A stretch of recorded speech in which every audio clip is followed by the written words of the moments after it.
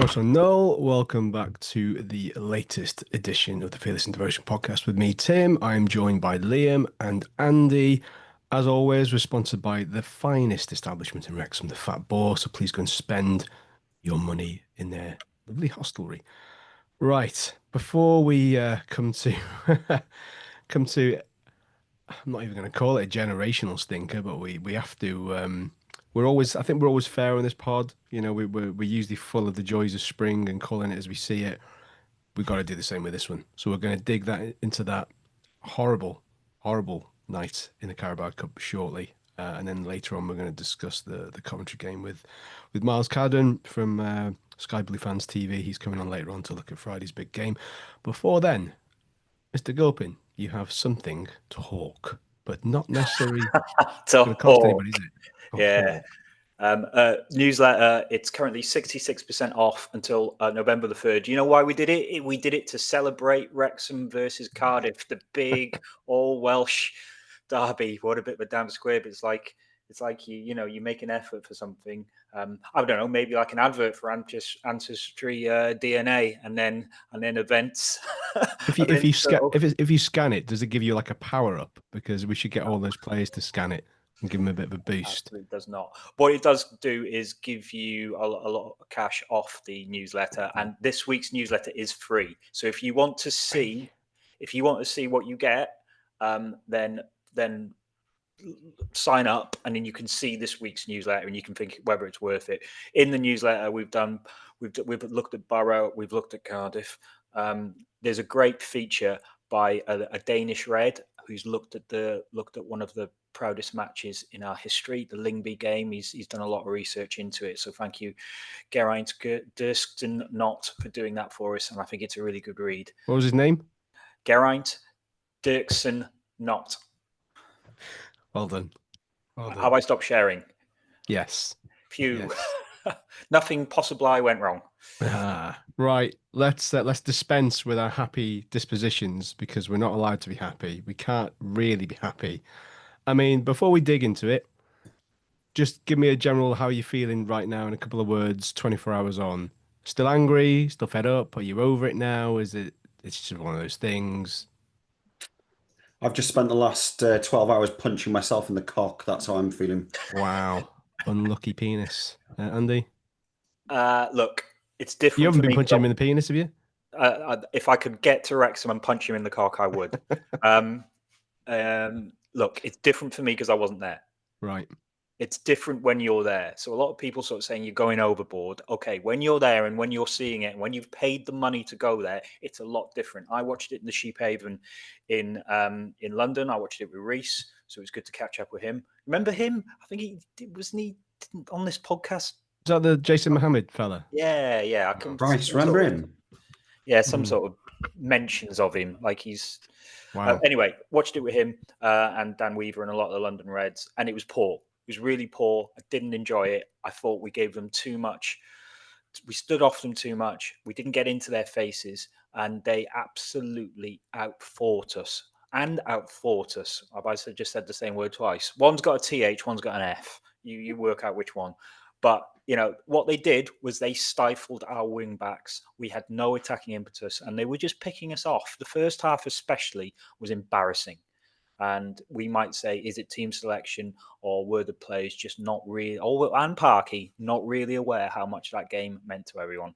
But, my fume is not as real as you guys because you lived it.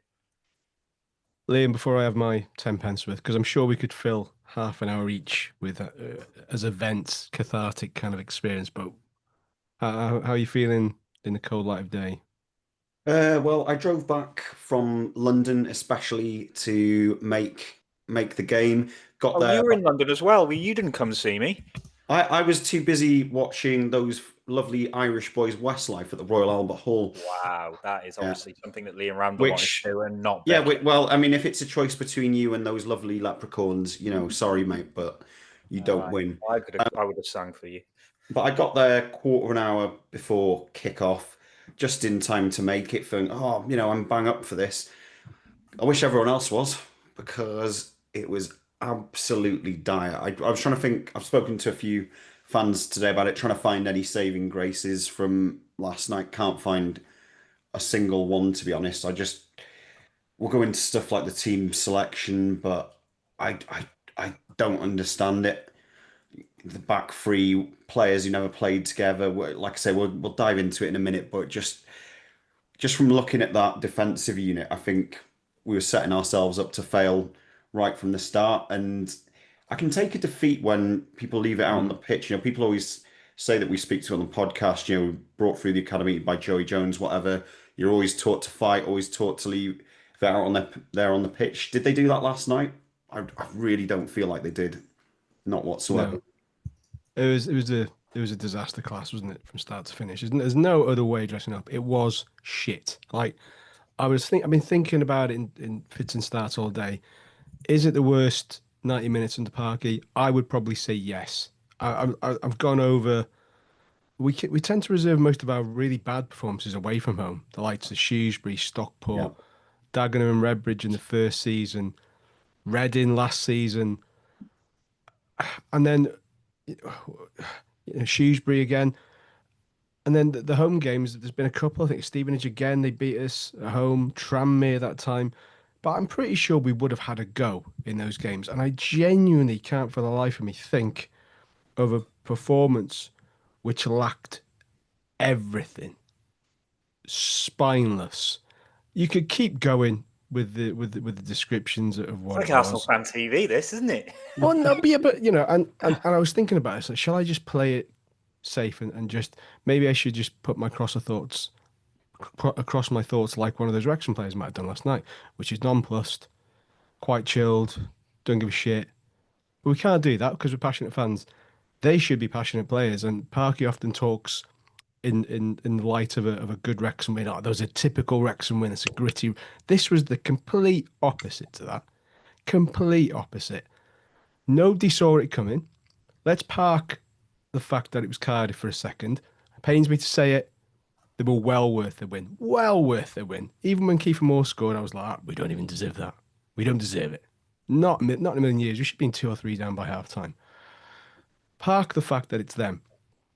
If that performance is against anybody, let's say if it was, say if it wasn't Cardiff and it was Coventry or whoever were, the games we got coming up next, you would still find it difficult to comprehend because we kind of been building in bits and bobs, take away the Stoke game. We've had the draws, we've had an all right win against a poor Oxford team.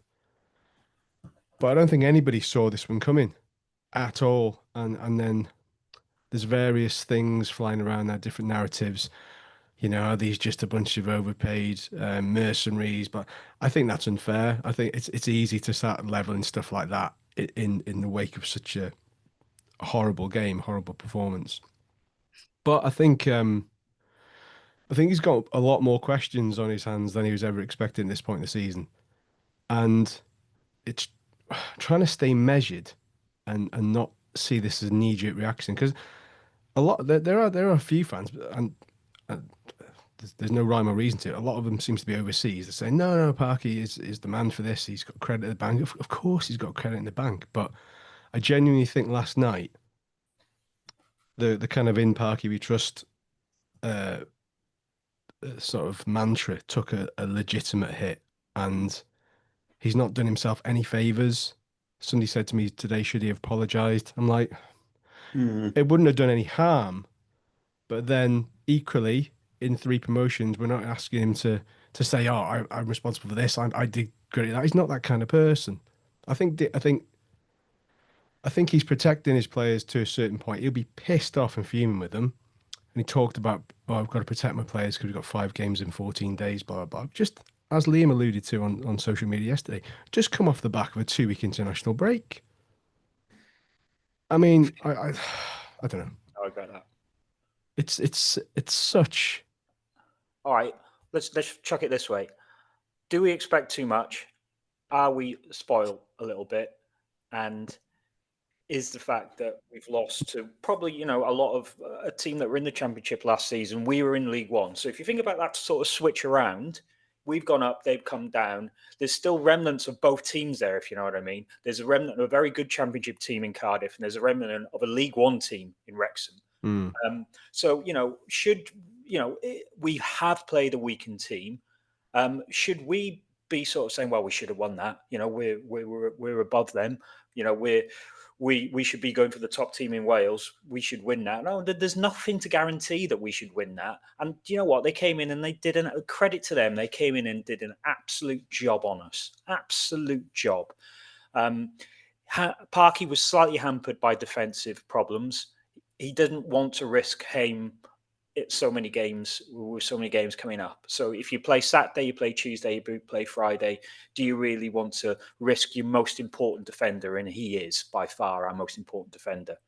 It's a shame that that Doyle was suspended, and it's a shame that Brent was injured. It left us susceptible to the left. I don't think Thomason was the right call there. No. I mean, his confidence will be shredded. Yeah, and that's a shame because he's played himself into the team. Of course he has. And he's played himself in as I would have probably played Max on the left and even Aaron James on the right. Yeah, Dan Scarr on the bench. Either one of Scarr or Haim for me probably should pay. Even if James out on loan, they're in the centre and Cody's on the right or something like that. Now, the problem with Cody I had is he was so scared of being beaten for pace that he dropped us deeper and deeper, and that just played into Cardiff's hands. So it maybe if he was on the right and Scarr was in the centre, maybe it would have been a bit of a better balance. I don't know. I think you had to play Cody that game because did you? Is he going to ever play again? Because I was genuinely hoping that he was going to have a good game, and let's be honest, he didn't have a stinker. He didn't have a stinker. He didn't have a stinker, but he's still. I mean, none of them covering themselves in glory. But you just mentioned there about the change and stuff. What, to both of you, what is the most important game? Was it yesterday or was it Friday?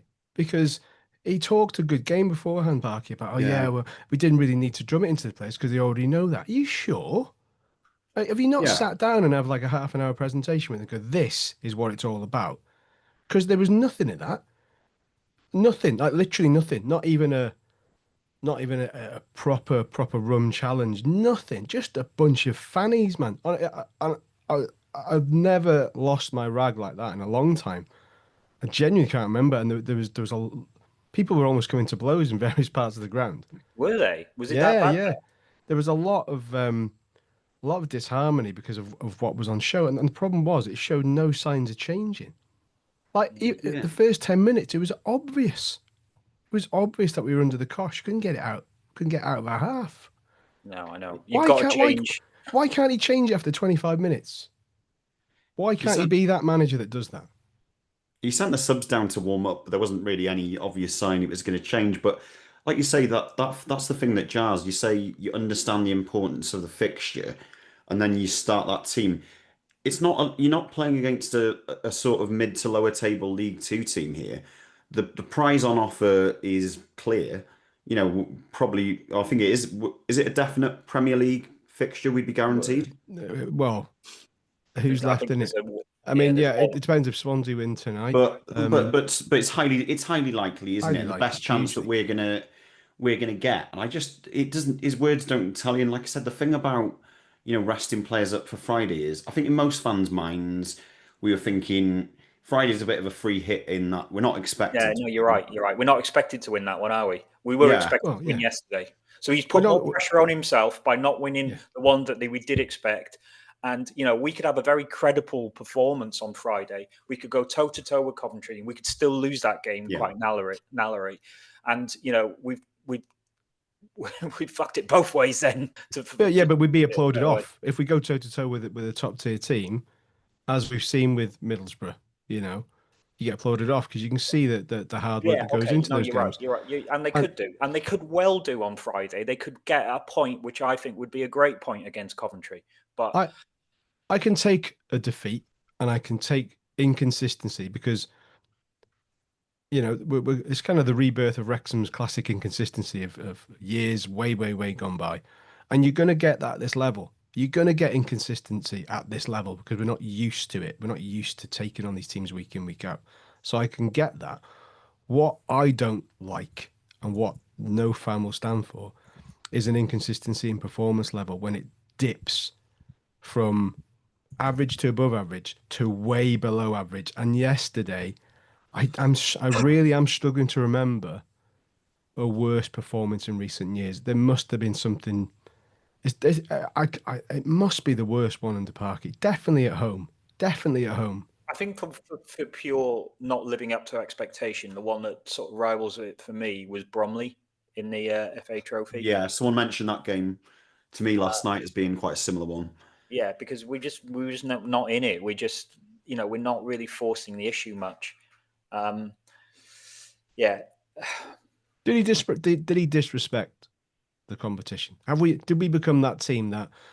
I mean, I'm personally speaking. When you see, Premier League teams who'll take on a third, Well, look at Liverpool's team a tonight, third or all over the place. third or fourth tier team in the FA Cup, and they go, "Oh, we'll field the kids," and we're all like, "You know what? I hope you get knocked out for playing that team," and then they'll come out. Well, I've got to manage the team because we've got bigger games on the horizon.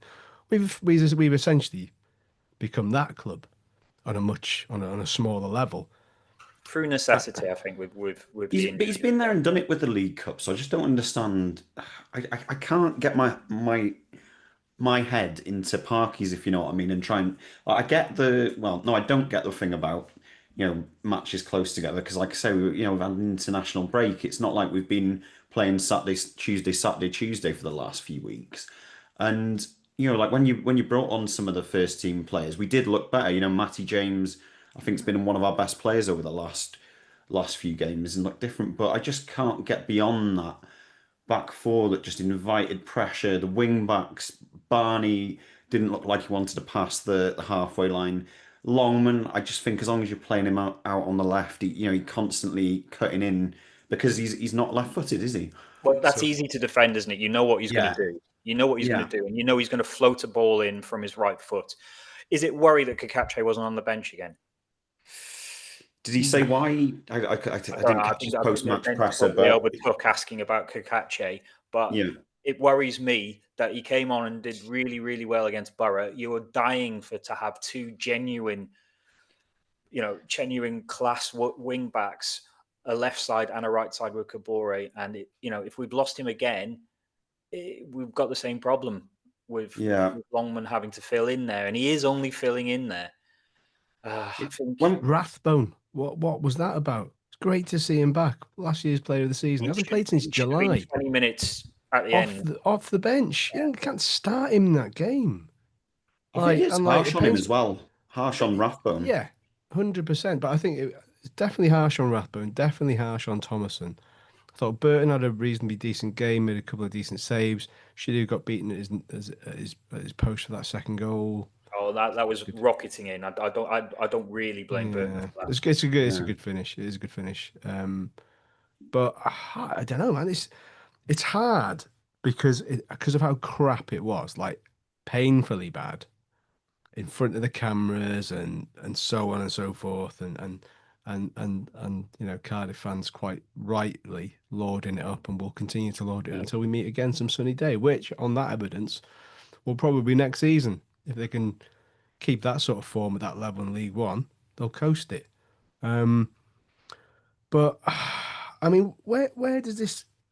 What's your overriding thought with the Parky thing now? Because it's really added fuel to the fire for those that say he's only got one tactic, and I think this game will be used as a bit of a stick to beat him with some justification. And I think it's right. I agree with it, and I think there is two levels of the fans. There are the more international fans who think that Parky is the guy definitely to take us forward, but it's the sort of people who I've followed on Twitter for years, who I know go to the games all the time and live it like you guys did yesterday, and there's quite a bit of dissent in those ranks at the moment. And that's not saying that a win against Coventry won't quieten that, because it will. But if it doesn't, right? Because we've got 3 games now until the next international break. Oh, fun. So, Well, there's another international yeah. break. So Bloody let's say to all intents and purposes, we don't get nothing from Coventry, right? Because they're free scoring, they're flying, they haven't lost yet. We then go to Portsmouth on Wednesday, who've lost their last 2 home games at Fratton Park. Away form is reasonably good, has to be said. And then we then host Charlton a week on Saturday, who have taken to life in the Championship much better than we have. Yeah. So, what is the realistic points expectation from those 3 games? Because if it goes completely tits and we were to lose all 3, I mean, 4 points. I just think it looks like a really big week off the back of such a anomaly of a game where that's what it is. I mean, it's so bad because we're not used to seeing Wrexham perform at such an abject level. So we have been spoiled in that respect. Yeah. We have been I mean, spoiled in that respect.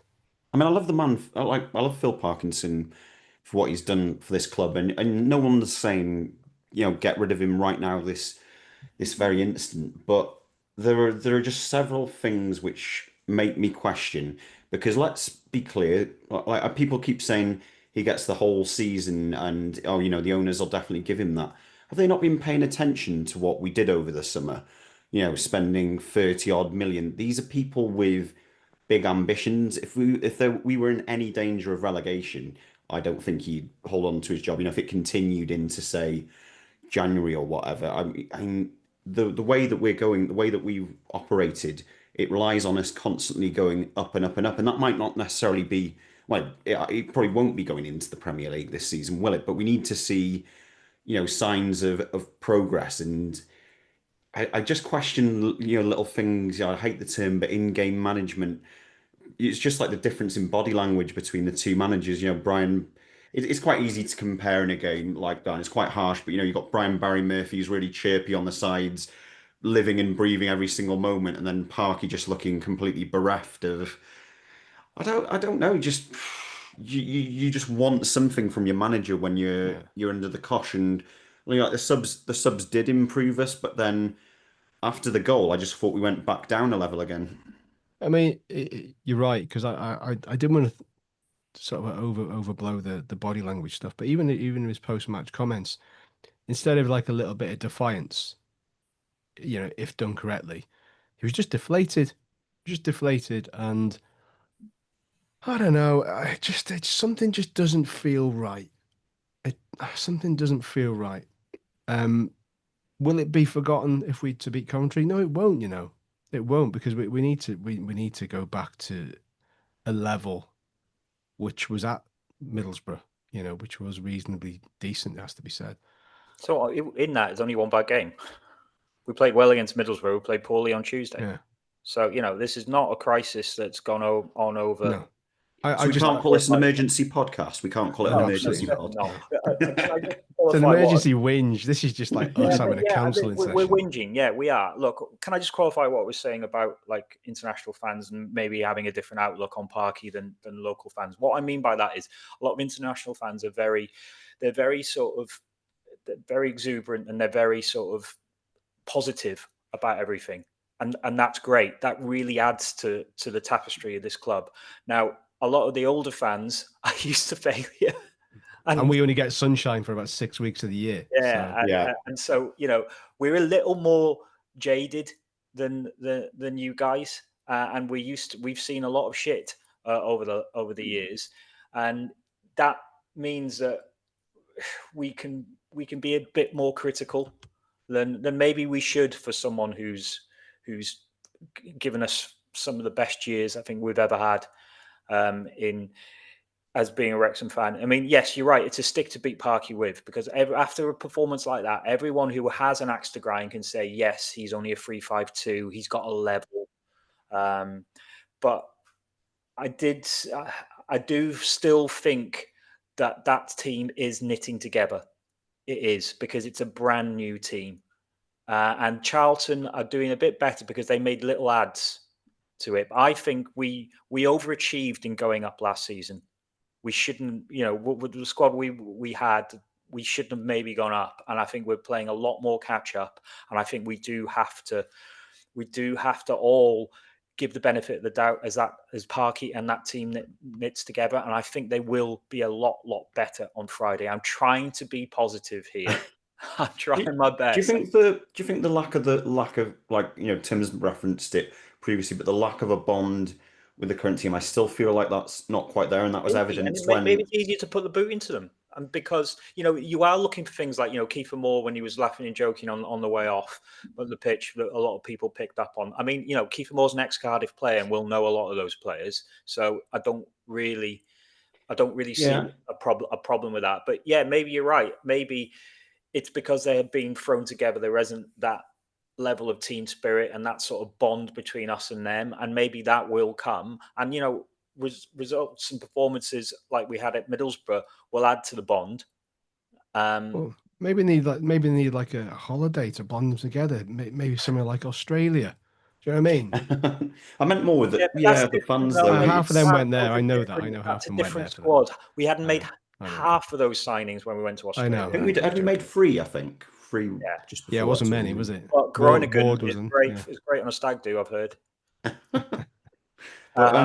It was sort of on evidence though when Fletcher walked past and the response he got, and I just thought, have any of us got as warm feelings towards the current players as we do to Fletcher? You know, I was thinking I would have chopped off my right arm to see Fletcher lace up his boots in the second half, because you always had that belief, and you know, when he came on the pitch, and it was that sort of never say die attitude, and I think that's what was missing yesterday. I'm not saying that Parky was wrong to get rid of players like Fletcher, because I don't necessarily think he would have had the same level of contribution, but it's that closeness that we had with those players which is what's lacking. I'm going to have to go soon because I'm working. But one thing I would say, and it is on the subject of Fletcher, it was great for the last couple of seasons. We had someone like him who could come off a bench and win a game for us. And we used to win a lot of games late, maybe when the opposition were tiring, and we could bring on a pure bit of class in Stephen Fletcher. I do think we're missing that option from the bench. You know, when we in league games, when we put Sam Smith on, he's very hard working, but he doesn't have the panache that Fletcher does. Right. Another quick one before you go. Just in line with what you were saying then about the lack of a bond and so on, and probably harks back to the start of the show really in terms of what it meant to these sides. Cardiff got a lot of homegrown talent coming through their academy, several of which played for them yesterday, and it showed. Yeah. And when you get local talent who know what it means to their local club, we've seen it with Jordan Davis, and sort of Steve Watkin and Mark Jones to going further afield, what it means. And we don't have that. We've lost that element. You know, you could say there's an argument for Max, not Wrexham born, but still a product. So Max knows. That's why Max was made. Exactly. Yeah, he came out the best out of the centre backs yesterday, I thought. But that's what we miss. We miss that kind of tie-in of, oh right, he's been on about it all week.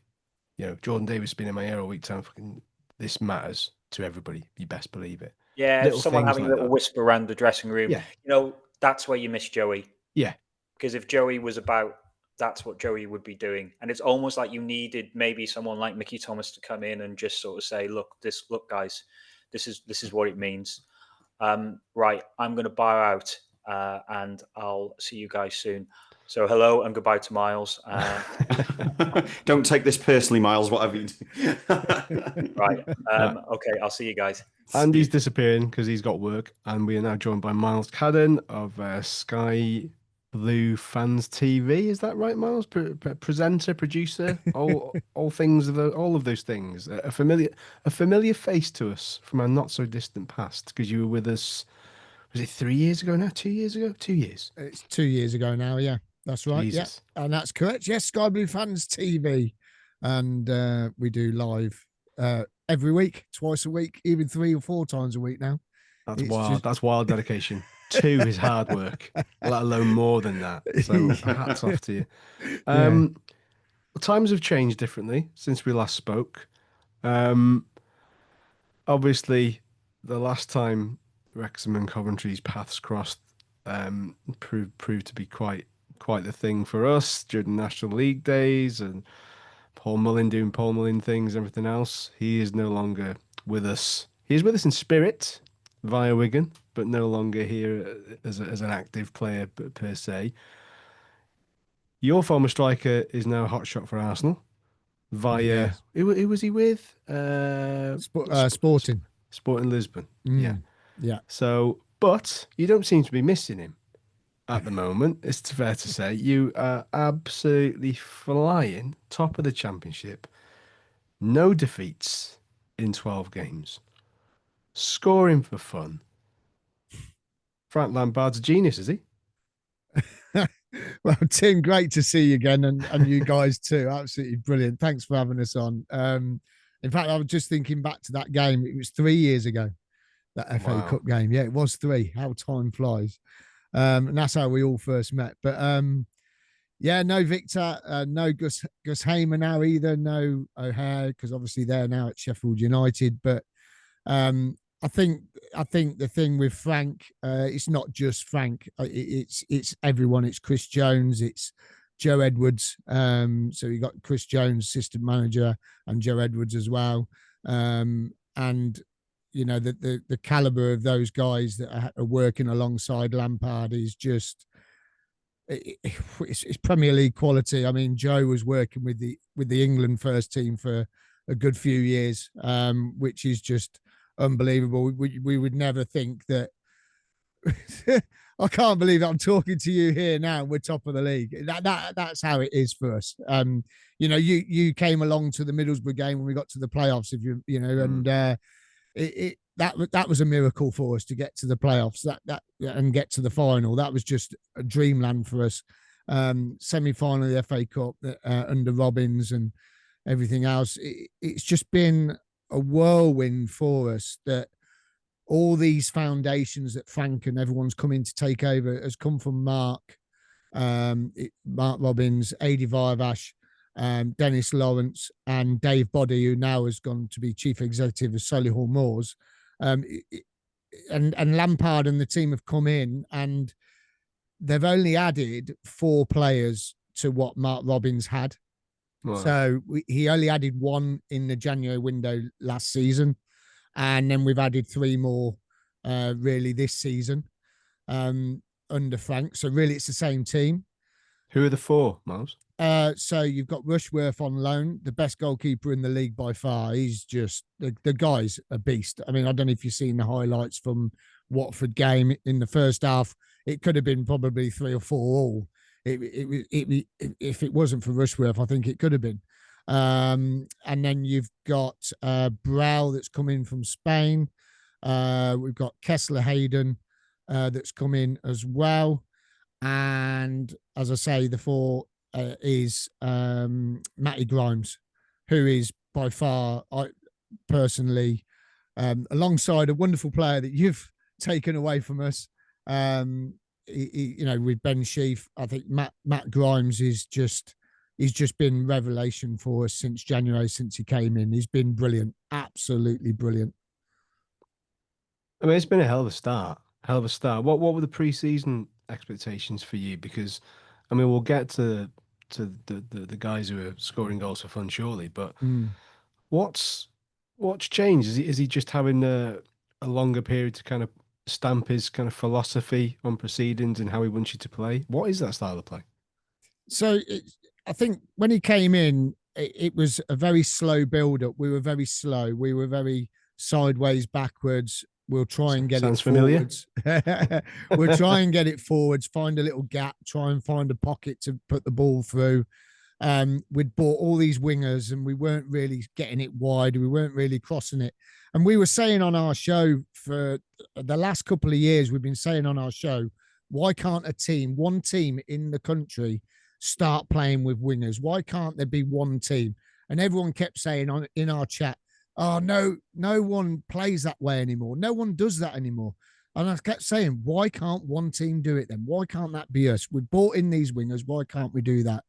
And I think the difference is that Frank has pushed us further up the field. He's pushed us further up. It's a bit like, you know, this sounds daft, and this does sound daft, but I don't know if you remember when Man City, they were unbeatable. And whenever you watch Man City, they were always virtually on the halfway line, the back line. They were virtually always on it. And the way Frank plays at the moment, it's similar to that. It is like pushing everyone up the pitch. It's getting the wingers forward. It's getting the wing backs forward. It's getting the overlaps. It's getting the crosses in the box. But not just that. It's the vision that players have got to see movement off the ball for where the ball to go. And it's just the winning mentality. It's that mentality of Frank Lampard. I watched cracking YouTube video the other day. It was the boot room with the guy who used to do Soccer AM. Frank was on there and he was talking about his boots, and everything he was saying, I was thinking, that's what he's doing in the changing room. What he's talking about, his boots, what those boots meant in a game.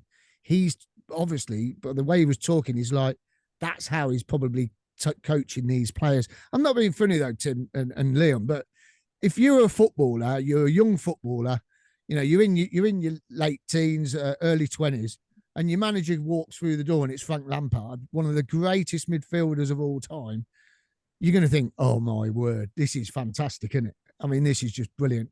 And I think that's what he's doing. And we're playing fun, attractive football. And the season, we're pretty going to, I've gone right round, didn't I, to your pre-season thing. Yeah. But the pre-season, it was to get pre-season to get us fit, mainly fitness. So we got the fitness up. He's had a full pre-season with them. And Doug King, the owner, fair play to him, he's gone, I want a quick start. Well, boy, have we had a quick start. It's just ridiculous, absolutely ridiculous. And that's what we wanted. We wanted a quick start. We've got it. So we've just suffered a demoralising cup exit where we are completely abject. Our players stepped off everyone. So that's the perfect time for us to be welcoming you to the racecourse, isn't it, Myles? Listen, no. Be gentle.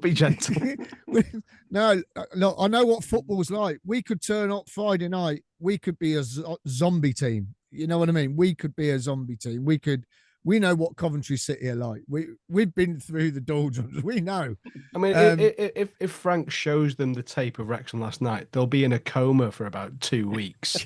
So it was so like, yeah. I mean, it was bad. It was bad. Yeah, but you did make a lot of changes, though. I hear. I was out hosting a quiz last night, so I wasn't able to watch it. So, but you did make a lot of changes, didn't you? Yeah. Yeah, but they made a few as well. But look, it was men against boys. Simple as that. It was bad.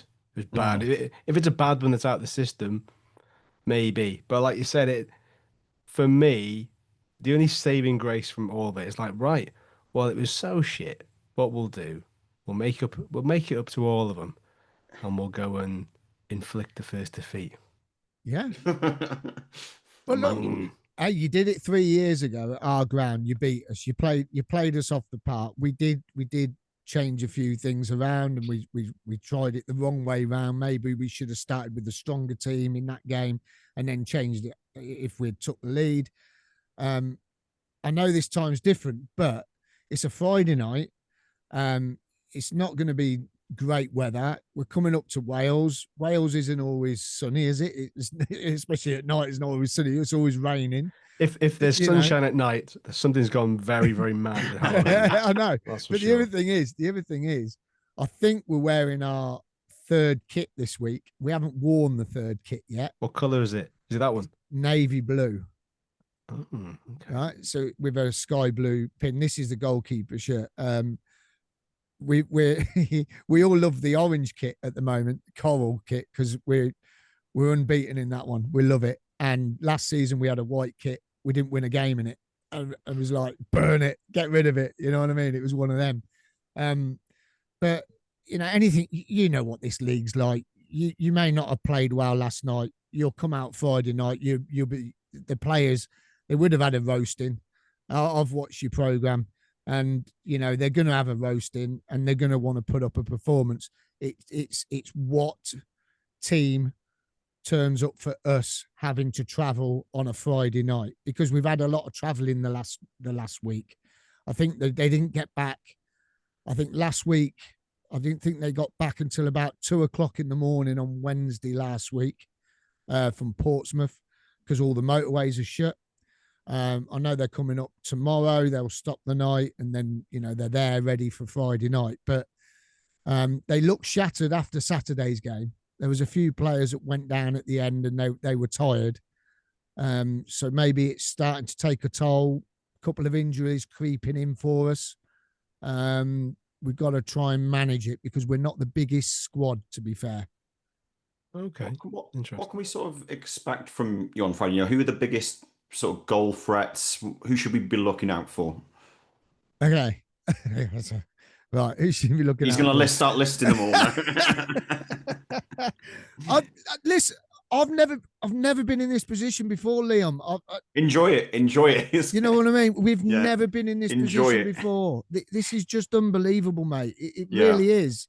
You have to take the moments though, don't you? Yeah. Like we're all moaning now, but when you get your high points, you have to savor it. Yeah. So list your. Well, listen, you got my favorite one is my young little man here, Sakamoto, our little Japanese player from Tokyo. He's just brilliant. He really is. He can pick out a pass. He can take on a defender. He can cut inside. He can go on the outside. He can do whatever he wants to do if he's on form. If he's pushing up the pitch, he can be on form. We're going to be without two key players that I know straight away off. So Rodon is going to be not there.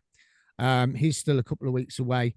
But also Milan Van Ivak, he is suspended. He picked up a 5th yellow card on Saturday. So we're going to be bringing in Kessler Hayden.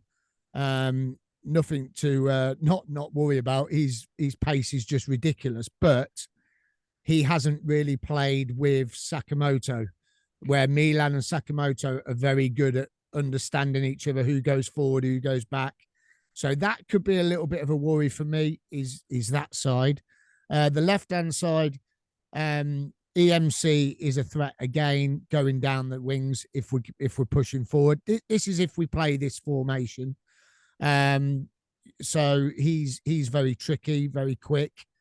We won't have our long throw with Milan, so there won't be probably any long throws coming in. We haven't seen Kessler Hayden do a long throw, although I have heard he has got one. So maybe it's something else, but we really haven't seen a lot of him, because he's a replacement for Milan if something like this happens or he gets injured, because Milan played every game but one last season. He had no competition in the team.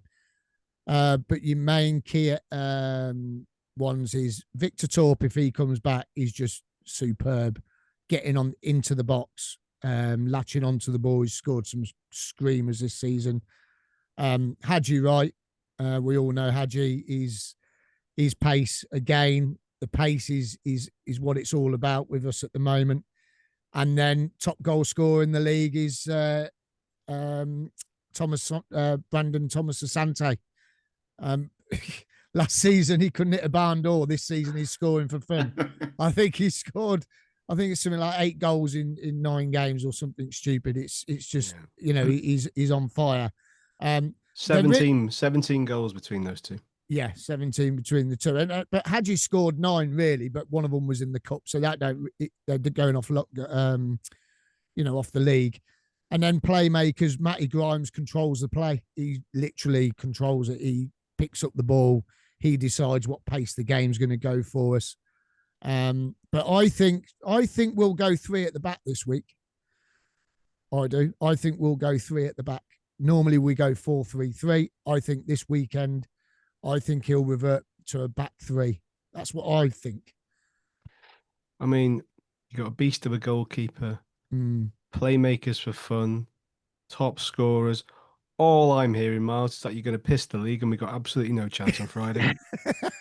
So no, it's not. We started this pod deflated. We've we've had a Kiefer Moore moment where we've gone, oh yeah, we're back in this, and now I've gone right back down to feeling deflated again. It's turned into a therapy session, isn't it?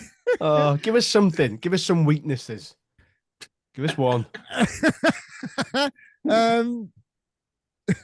Can't think of any. Hold on. It depends if Parky's listening, is he? I don't know. Well, if he won't be listening to this one this week, and if he does, we'll probably be cast out. I can't tell you the weaknesses then because he's listening. He definitely won't be listening to this pod. 100%. He won't be. No, he might get somebody to listen to it for him, but it won't be him. Look, there's always weaknesses in teams, and I think what you've got to do is if you want to try and have a go, you don't want to be sitting back. That's what I would say. You want to try and have a go.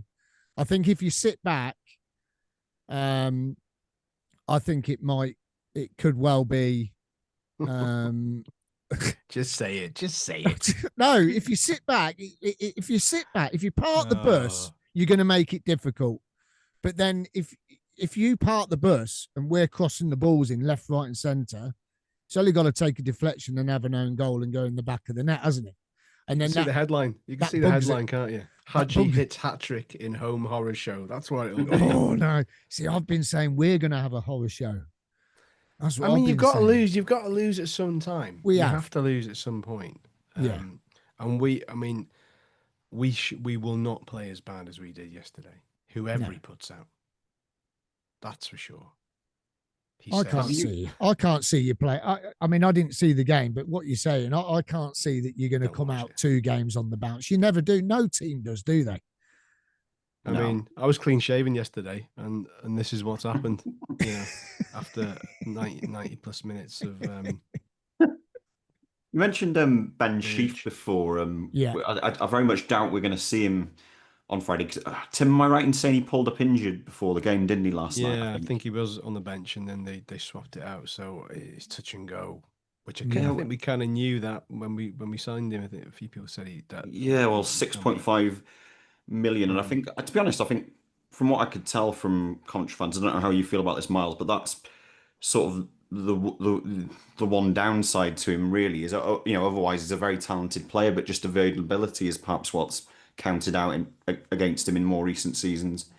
So the last 2 seasons he's had a bit of bad luck, and I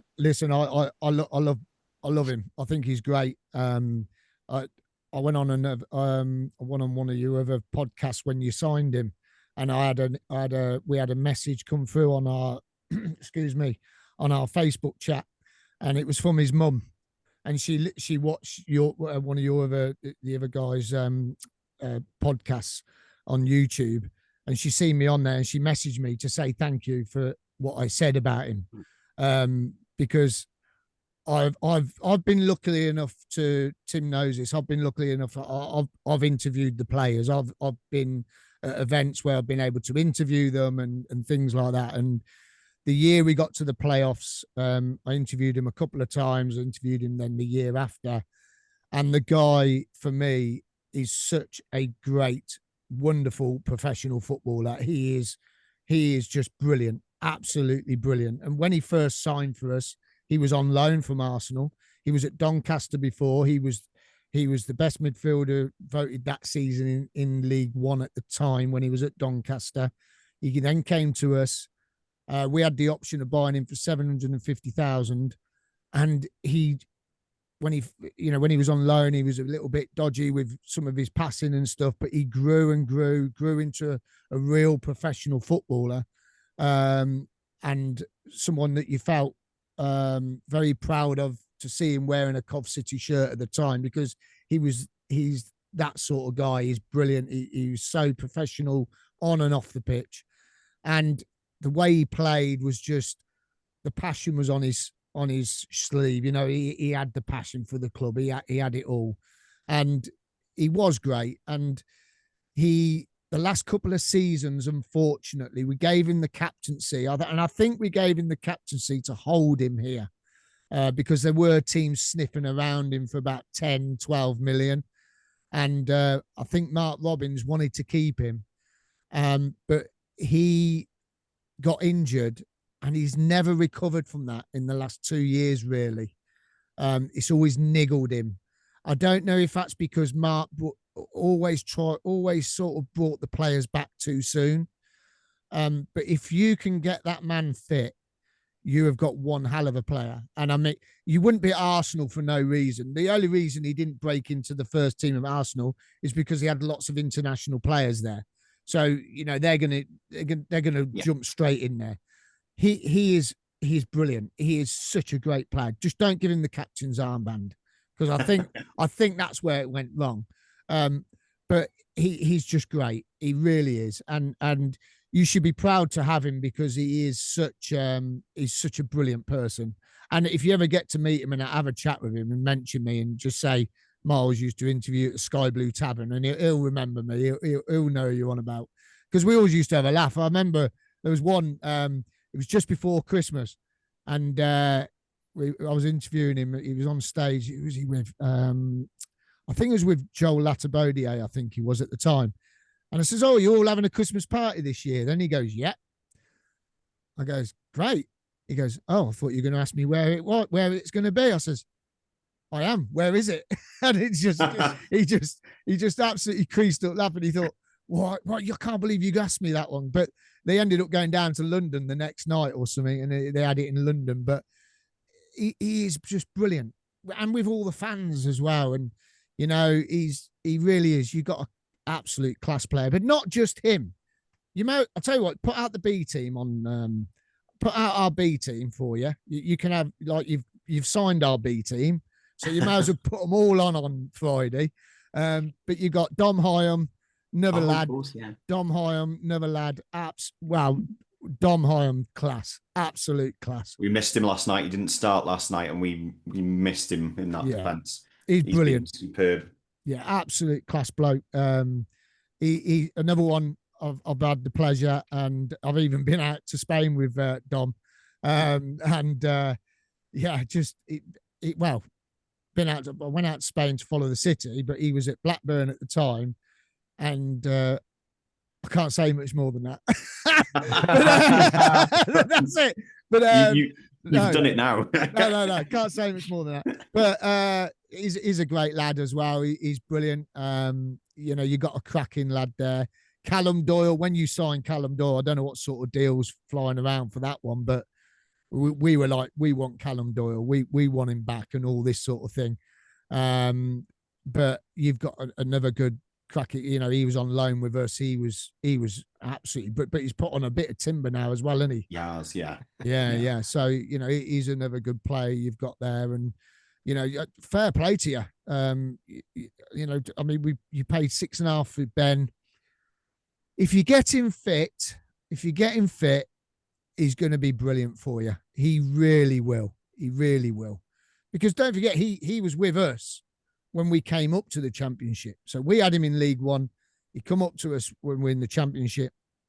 And he's been with us ever since. So, you know, he knows the Championship. You need players in there that know the Championship.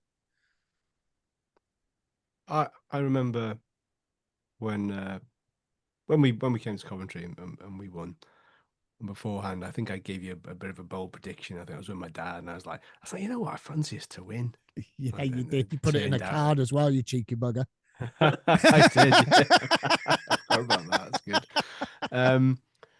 I'm pretty sure you said to me, either that one or that playoff game against Middlesbrough, you said, "Oh well, you know, we'll probably see you in a few years." And I was like, yeah, that's wishful thinking. It's wishful thinking. What have you made of it? Because, you know, 3 promotions on a bounce is crazy, you know, at any level. I always say that, like, you know, people take the piss out of Mark White Dorking, who's a character, but he's still got promotions, you know, successive promotions and stuff. So it is a feat. I mean, what did you make of that rise, and what have you made of this determination by so many of the fans to go, right, we'll stick this in their documentary. They're in with the big boys now. Have a taste of your own medicine. I haven't watched your new series yet. Watching way too many different shows on telly nowadays. It's because you're too busy on the piss with Dom Hyam in Spain. That's why. No, it wasn't on the piss on it. No, we weren't. We weren't honest. No, we know weren't. We weren't. We weren't. No, we weren't. Trust me, we weren't. But for you, I think it's an amazing story. Well, you know what we've been like. You know, we could have dropped down to the National League. It could have been, you know, like we could have been playing you in the National League the year Notts County got relegated to the National League. If we hadn't won that semi-final that time against Notts County, I believe we would have been playing you back then. Wow. I think we would. We had one chance. We had one chance to get out of that league, and that year was it. After that, I think we would have tumbled. And I think your story, it's brilliant. It's a brilliant story. It really is. But the thing is, the jump from League One to Championship is big. It's big. But the jump from the Championship to the Premier League is even bigger, as we all know. But that's our dream. We want to get, every team wants to get to the Premier League. I think we had, when we, this is how, if I can describe it this way, when we came into the Championship, we had the second lowest budget in the Championship. Wow. Okay. You've come into the Championship and you've spent £33 million in the summer, right? We spent 750,000, right, to stay in the Championship, and we just stayed in the Championship with 12 games to go. We went on a run that kept us in the Championship. Once we were cemented into the Championship and the money started dripping in, don't forget we had bad owners. Yeah. That was poor. So they were trying to sell players left, right, and centre. You know, they would sell. If we hadn't have held on to Victor when we did, and Doug didn't take over, I believe Sisu would have sold him for about £3 million. Wow. We're lucky Doug took over because he held out for £22 million. That's helped us. And I think for me, if you want me to say it, I think if you're going to do it, you're going to struggle, because you're going to struggle to do it straight away. It's a massive jump. But don't forget, we had Mark Robbins. And this is what I'm going to say now, and you're not going to like this probably. We had Mark Robbins. We wanted Mark Robbins to finish the job.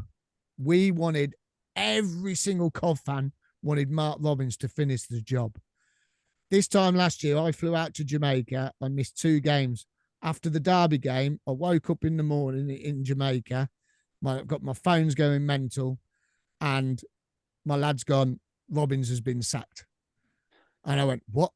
It was like, whoa, hold on a minute. It was a week after. It was second week I was in Jamaica. It had happened. And look what's happened to us. Okay? A manager can take you so far. But if you want that next step, is that manager the right manager to take you to that next step? It's a what I'm saying, question. Miles, is those fans that don't want Parky as Wrexham manager anymore should start booking flights to Jamaica now, and the magic might happen for you. No, don't go to Jamaica now, mate. Don't go now. Oh, yeah, Been yeah, hit by yeah. a Cat 5 That's a faux pas, by the hurricane. way. I forgot about that. Definitely don't go to Jamaica. Don't go to Jamaica now. No, you wouldn't land the absolutely plane not, there. no. Kingston upon Thames, maybe instead. But it's a brilliant story. It's fantastic. It's like Luton. Look at Luton. What happened to Luton? They dropped out. They made it, but then they've gone tumbling again. It's everyone. You've got to be patient, and it's a brilliant story. I wish someone would do a documentary about us, because we've been homeless 3 times. Yeah. You know, yeah. I really do. And because it, look, we're up here at the moment. We're so, as fans. Do you know what? The other week when we were top of the league before the last international break, we were top of the league. I had my feet on the ground, and everyone kept saying, "You should be enjoying it. You should be enjoying it. You know, you should be enjoying yourself. Enjoy it. You're top of the league." Your story's brilliant. It is brilliant. But you got to ask yourselves, as fans, has he took you as far as he can take you? That's a totally fair question, I think. You know, It's something we're pondering, It's tallied in with an earlier part of this pod, that's for sure. Yeah. And it's, I think we've always been, the vast majority have been pro Parky. Just yesterday, as an you kind of want to say it's an isolated game. It has to be isolated because of how bad it was. But sometimes you start feeling that the vultures are circling a little bit, ready to pick at the carcass. And I just think that it could prove to be a turning point. One way or the other. So we'll see. It can do. I mean, look, it's a cup game. It's a cup game. If that was us in the cup there last night, we probably would have played a weakened team. And then if like we did it at Millwall. We played a weakened team. We went 2-0 down. He started bringing on the big guns to try and pull it back. We nearly pulled it back to 2-2 to take it to penalties. It didn't happen. Oh, well, it's gone out the window. And you know what it's like with cup games, you guys. I said, at the end of the day, it's a cup game. It's gone. It's gone. If it wasn't Cardiff, we'd be all right, I think. Yeah, Cardiff. Forget that. Yeah. Forget them. Look, they're in League One. Forget it, man. Forget them. Just forget about that last night. You got to forget about it because your bread and butter now, and apart from the FA Cup, obviously, we'll probably meet again in that, won't we? But your bread and butter now, you want to stay in this league, all right? And there's nothing to say you couldn't go on a run now and finish in the playoffs because it's that tight anyway. But look where we were this time last year, we were 4th from bottom. Right, Frank Lampard came in on the 17th of November and we finished 5th. So there's nothing to say you can't turn it all around. Maybe you've brought in too many players. You see, maybe you've brought in too many players. He can't find the right system yet for the Championship. It's a completely different ball game to League One, League Two, and the National League. And he will find his feet. But as I said, we had Mark Robbins for 8 years. Wonderful, wonderful years. They best years I can think of since 1980 when I first started following the club. Wonderful years. But when I come back from Jamaica, I was fuming. I was like, Doug, what you done here? And then he announced Lampard, and you're like, well, hold on a minute, Lampard. Okay, let's give him a go. And Tim, you know what us Cov fans are like. We get behind the boys. We've been behind them all the way. We've backed the boys when we right down the bottom, all the way up, all the way to the top. And we've got behind Frank, and all the players and everyone has just got on board with this. And you will do the same. You will do the same. It's just, it ain't going to happen like that. You know what I mean? You ain't going to come in and go straight back up again. This is hard. This is a hard league. Take our medicine, I think, a little bit is the lesson. I feel like I've got to pay you for this counselling session. How does £45 sound? I do £80 an hour. Really? We'll come to the ticket prices during the reverse leg, which I think is the penultimate game of the season at your place. Could be a promotion. Yeah, your last home game of the season. Oh wow! Oh my god! Yeah, last home game of the season. Don't talk about tickets because I'm sick to death of talking about tickets at our club. I'm sick to death of talking about season ticket points. I'm sick to death about talking about ticket prices.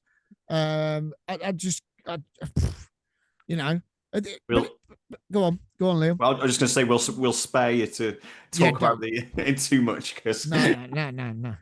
Seriously, look, I've said we had an expert on, well, not an expert, Birmingham fan doing a petition against them, and I'll do this quickly, doing a petition against prices for tickets, and I said to this guy because we had to back it up with a counter action because everyone was agreeing with him. But I went, well, I'm going to have to disagree to agree. When you're a club like Coventry, when you're a club like Oxford, Millwall, Preston, Blackburn, smaller teams, we have to maximise our profits. We have to maximise our revenue.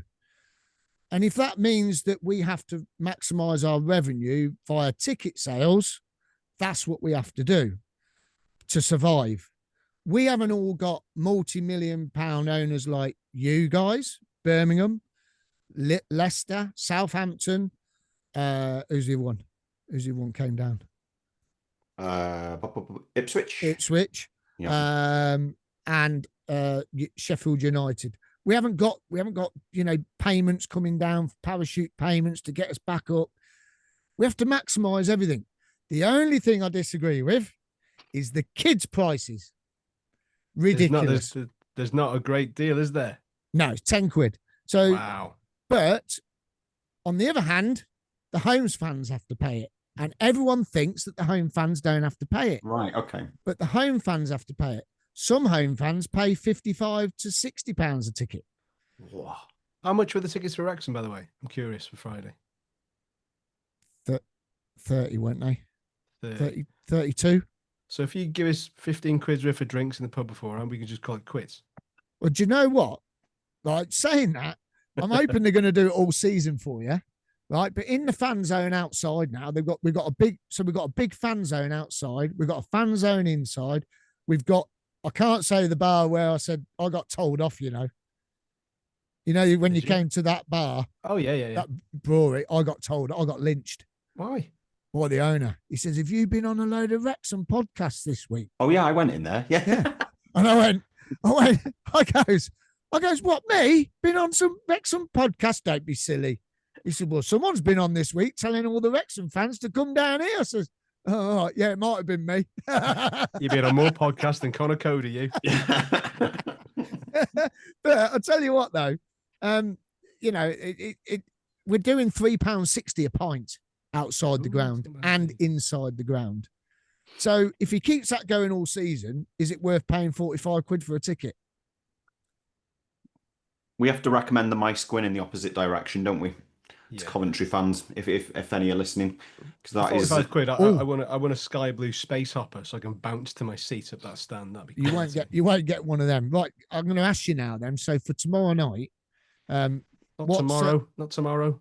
2 days, isn't it? It's Wednesday today, isn't it? Yeah, no, but you're coming on mine tomorrow, aren't you? Oh yeah, sorry. Yeah. What's the away pub so I can tell everyone? Designated away pub is the Ironworks, right? Which is at the bottom end of town. Okay. But that has no affiliation to this pod, does it, Liam? Okay. So no. What's the other one then? The one that's affiliated to you guys? Well, how many are there? 7? Yeah. I mean, you could take your choice out of our sponsors. They've got the Fat Boar is our main sponsor. There's the Mice Gwyn, which is the one opposite the ground, and away fans are very much welcome to, and there's a good atmosphere before matches. MAESGWYN. Just in case you want to know. Hill Street Social is a sports bar, also part of the same company, illustrious company run by Rich Watkin. And if you wanted somewhere to eat, you could also go to the Carnivore, which is an offshoot of the Fat Boar, selling fine steaks. So solid steaks. I think Rich owes us another couple of years sponsorship now after I've done that. Awesome free steaks. Awesome free steaks. So how did you spell that? What was it? The Mice Gwyn is MAES. MAES. WGYN. No, GWYN. Sorry, GWYN. Mice Gwyn. This Cardiff result's taking its toll on us, Tim. Yeah, and obviously, there is another pub nearby called the Place Cour, which is it's a Marston's pub. Google map it. There's plenty knocking around. But go to the Mice Gwyn. Yeah, Mice Gwyn is busy. Obviously, the turf as well. Turf at the ground, always busy. Always busy in this day and age. Or you walk into town, 10-minute walk from the ground. Plenty there. You'll come across the Wetherspoons. You'll trip over it. You can't miss it. So there's plenty of places. And to be fair, my understanding is it's a low risk game in terms of trouble and stuff. So I think everybody will be most welcome on Halloween for what should be a decent game under the lights. Yeah, so with that, I won't be there, unfortunately. Oh. I know. Listen, blame Sky. Right. Scheduling, yeah. Fair. I mean, it's See, weird. No, see, Tim, since I first met you, I've started up DJing again. Oh, okay. Go on. So I've been DJing at a regular pub in Cov every month, right? And I've been booked up all year at this pub and their resident DJ. So this gig has been booked all year. Then Sky turn up for this game and say, we're going to move it to the Friday night. And I've gone, what? No, you can't do it. I've got to go to Wrexham. And they went, no. Sky went, no. I even rang Sky. I rang them up. I said, hey, you can't move this game. No, I didn't, honest. But but that's why I can't make it. This gig's been booked up all year. Just enjoy the gig, have it on in the background or whatever. Yeah. Well, yeah. And I was thinking about this before. Like Wrexham, the last time Wrexham played a Saturday league game was the 27th of September. And our next Saturday league game will be November the 8th. They've all been Wednesdays or Fridays or Tuesdays, which is mad. Bang out of order is what it is. So what's your fixture? What's your next fixture then after? Because we've got another 3-game week, haven't we now? 3-game week and then international break again. So we've got you guys. We then got Portsmouth away on Wednesday on bonfire night. Oh. And then we welcome Nathan Jones's merry circus of Charlton Athletic into town. Oof, they're flying. Yeah. So, yeah, an interesting week. Yeah, I mean, when you look at it, I mean, it's a 3-game week. I think it's a lot. Well, I mean, how long is that going to take you to get down to Portsmouth? Blimey. Well, yeah, it's quite a few people doing it overnighters and stuff. And there's a hotel right next to the ground in Portsmouth. Absolutely, it's Little Ibis. It is. We stopped there last week, and then there's a great pub near the ground that's a low for away fans. Great cheap beers, pretty good. It's a nice place, Portsmouth. Did you know it's the only city in England that's on an island? No. Yeah. That's a new fact. Yeah. I've learned something new tonight. There you go. I was going to treat myself and go to the Isle of Wight and get the hovercraft across. Oh, now you see. Yeah, it's a good idea. That's a really good idea. Go to the Isle of Wight. Exactly. Right. Anyway, DJ Cadden. Have you got a DJ name, by the way? DJ Milesy. DJ Milesy. Yeah. I like that. Just to the point. Just to the point. That's my name, but everyone calls me Milesy. So DJ Milesy. There you go. Do you play Robert Miles? I do play Robert Miles. There you go. Wonderful. I'll play everything. Everything. So right. Predictions. Let's do a prediction and we'll let you go. Go on. As the guest who has absolutely talked up his side's chances. No end. Beast of a goalkeeper. Tokyo-driven playmaker. Goal scorers for fun. A manager who has probably proved a lot of doubters wrong after his sort of ill-fated Chelsea spell. Fair play to him, yeah. Yeah, so go on, hit us with it. Wrexham 2. What? Go on then. Coventry 1. Oh, what? It's a good job you're not going. Dear me, you get lynched. You're not DJing at that bar, are you? There you go. Well, go on then. Why is that? Why is that weird reverse psychology stunned us into semi-silence here? I'll tell you tomorrow night on the show. No, I'll tell you now. I have to say it now.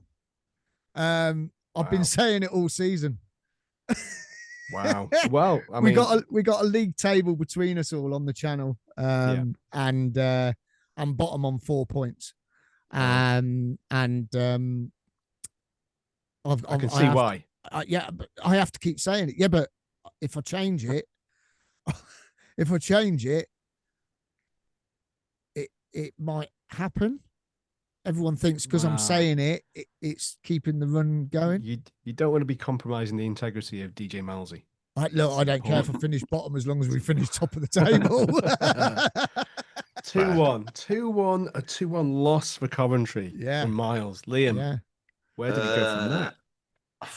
I'm going to go for a 2-0 defeat for Wrexham just because my confidence has been destroyed by last night, albeit, as we said before, it was an isolated result. We do need to get over it to some extent. And And I also don't think that would be the worst result in the world, given that a lot of us are probably expecting a bit of a spanking. If we can put in a credible performance, I mean, it's not beyond the realms of possibility we earn a draw, but I'll stick with my 2-0. My pessimistic, dreary 2-0 defeat. Yeah. Oh. We usually 9 times out of 10 get a reaction Yeah. from a defeat, even like an average defeat or oh well that was admirable but we lost. So yeah, you had got to hope and expect that we would have some real noticeable reaction from Tuesday's debacle. That said, I still don't think we're going to have enough to keep Coventry at bay because we've still got this defensive issue on the left side at the moment because Doyle is banned for his third and final game. Brunt is out for 3 or 4 months now, we believe, after his operation for his thigh injury. So I think we're still going to have some issues there. So I think it's going to be. I think we're gonna lose. I think we're gonna lose 2-1. 2-1. So this is a rarity where we get 2 of the home fans predicting defeats and an away fan predicting a home win. Now, that must be a first, I think. We've taken our medicine well from last night, haven't we? We're not bitter about it at all. I just think there's part of me wanted to say, yeah, we'll go back to that whole draw scenario. That oh yeah, that's a good draw at Middlesbrough. That's a great draw against Coventry. But I just feel that maybe we're gonna have a bit of a lull. Maybe we're just not gonna recover psychologically from Tuesday. Because those players will be on social media. They'll be reading the flack. Not hopefully nice. Hopefully they won't be listening to us ranting. No, but again, but Parky said, you take the rough with the smooth, and Yeah. even he said, I'll be quite rightly criticised as well, and I like that aspect of his honesty. But I don't. Whilst there's going to be a reaction, I think it will be an admirable reaction, but I don't think it'll be enough to inflict the first defeat on the future Premier League side in Frank We've Lampard's jinxed it now, haven't we? Oh God, Tim, please. I hope you're right, mate. I really hope you're right. It's a look. I just want it for my lad. That's all I want it for. Yeah. I just want it for my lad. He's 20 years of age. He came. He was following us when we dropped to League Two still, and he kept coming. Midweek games against Yeovil, Fleetwood Town, freezing cold, losing 1-0 at home. He deserves it, and fans, not just him, but younger fans that younger than him deserve it. And it's magical at the moment. It's magical. Well, every team deserves it, don't they? Every team deserves their time in the sunshine. So I don't think anyone could begrudge it. Chester and Shrewsbury. Well, yeah, granted. Yeah. You'll get there. You will get there. You've got the 2 boys that are looking after your club. You're going to get there. So, I mean, you're building that lovely new stand as well. You're bound to then knock another one down and build another one. So, you're building a ground and a club for the future, aren't you? So, Yeah. It's brilliant. Really is brilliant. Well, I feel a bit better after this session, Yeah. Yeah, it's well worth the 45 quid. Or the 30 quid, £15 ale voucher. Yeah, 80, sorry, 80 quid, yeah. Jesus. No wonder you can afford all these wonderful players. Myles, it's been great. It's been it's always entertaining and always enlightening because, it's nice to have fans on that speak with honesty and humility, which is nice because you get people who come on, it's just like, yeah, well, we're great, we're brilliant, Birmingham fans. So it's nice when people just go, yeah, which is, you're a bit like us. You're just enjoying the ride whilst you're there. And as long as we're there, we'll keep riding that crest of the wave. If it drops off, we've made a good start. Middlesbrough are like, well, we've had a good start, but they feel like they're in a false position. I think it's a different story for you guys. You're like, we can't believe we're in this position, but let's start believing it. Just like we're in a place now where we're going, we can't believe we're in the Championship, but we need to start believing we are in it. It's as simple as that. So there we are. That is it. That is it. You've just got to believe that you belong in this league now, and it will come. It will come. It will come. Fingers crossed. Myles, thank you so much, mate. It's Cheers. been great. Thanks been for having great. us, guys. And we'll see So- you tomorrow night. Always a pleasure, mate. Yes, I'll be on yours tomorrow. But yeah, everybody like, subscribe, comment. Let us know if you agree or disagree with our strong opinions, or wrong opinions, and indifferent, but honestly held opinions. Maybe that should be our new tagline. I don't know. But anyway, yeah. Until what day are we on? Wednesday. So until Sunday, we will see you then. Thanks very much. Cheers.